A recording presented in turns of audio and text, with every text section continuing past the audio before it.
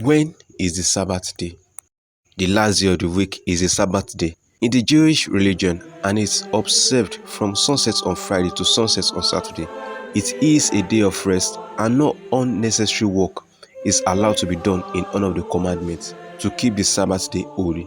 Jewish Christians, like the apostles and early converts, observed the Sabbath regulations and also celebrated the breaking of bread, the most ancient term used for the Mass or Eucharistic liturgy, the following day, Sunday, to honor the resurrection of Christ on Easter Sunday, when more Gentiles came into the church, and after the expulsion of Christians, Jews from Judaism, in response to the destruction of the Temple of Jerusalem in 70 AD by the Roman Emperor Titus.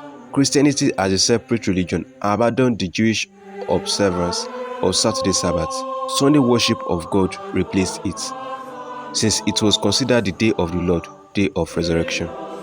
And in fact, in many languages, the word for Sunday means day of the Lord, e.g. in Italian, Domenica, in Spanish, Domingo, in French, Dimanche, whereas Saturday is translated as Sabbath, Italian, Sabato, Spanish, Sabado, French, Samedi.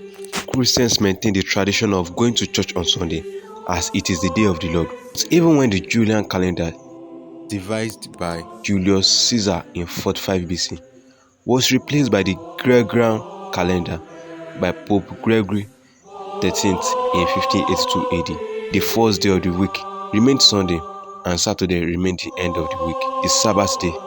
Catholics can, however, go to church on Saturday evening after sunset and have it count as going to church on Sunday, since liturgical time is based on a Hebrew practice of counting from sunset to sunset, rather from midnight to midnight.